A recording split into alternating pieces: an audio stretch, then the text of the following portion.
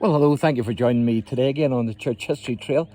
And as you can see from the sign, we're at DRUMLOUGH Presbyterian Church.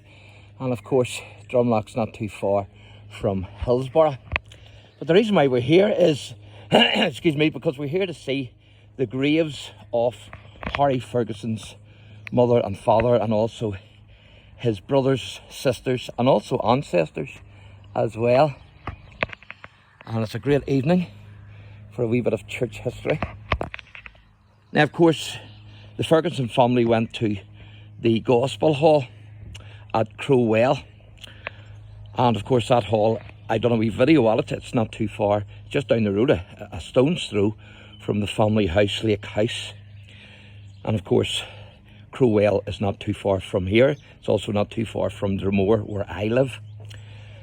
And so Harry Ferguson and his brothers and sisters would have been schooled in the gospel. They'd have known the gospel, not only from their parents, but also from the brethren assemblies. But unfortunately, as Harry grew up, then Harry chose not to receive Christ into his life as his Lord and Saviour. And instead, Harry found himself becoming an agnostic, or in other words, somebody who believes that you cannot prove the existence of God. And so unfortunately, we don't read of Harry converting to Christ. But this is the grave here. Isn't this amazing? And you can see the gates there. They're doing a bit of renovating work here.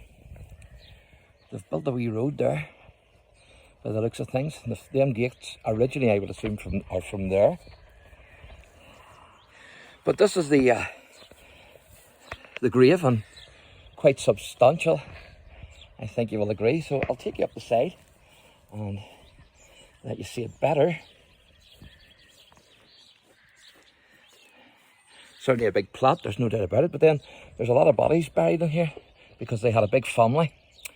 So this is where Harry's mentioned on this one here, so bear with me as I go through the names here, because they're very interesting, and it's all Harry's family.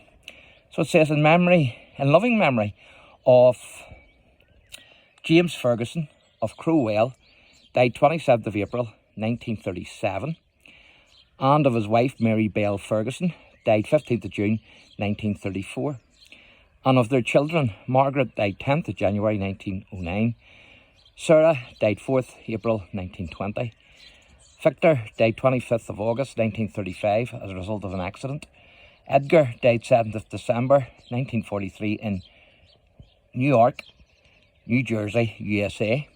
Hugh died on the 18th of December 1943 in New York, USA. James died on the 22nd of May 1954. William died on the 23rd of May 1959. Norman died on the 4th of July 1960. And then the very bottom one says Harry, which of course is Harry Ferguson, the tractor man, died 25th of October 1960. And of course, Harry's not buried there. He's buried in England because that's where he died. But he's certainly mentioned as on the memorial here and on the gravestone. So that's fantastic, isn't it? So this is the family plot of Harry's mother and father and his brothers and sisters, but also his ancestors as well. Now, hard to make this one out, but this seems to be in loving memory of James, another James Ferguson, and I can't make it out, Crowell, same place. And then it says, who departed, I think, this life, 5th of March 1871. So obviously the name James must have run in the family,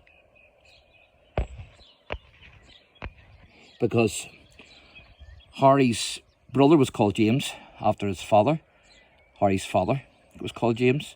But then his grandfather, well, I assume it's his grandfather, at least a relation anyway, of the Fergusons, was also called James.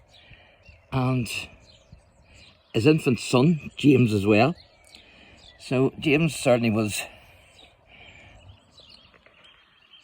a well-known name in the Ferguson family. So there you go, folks. I hope you've enjoyed that.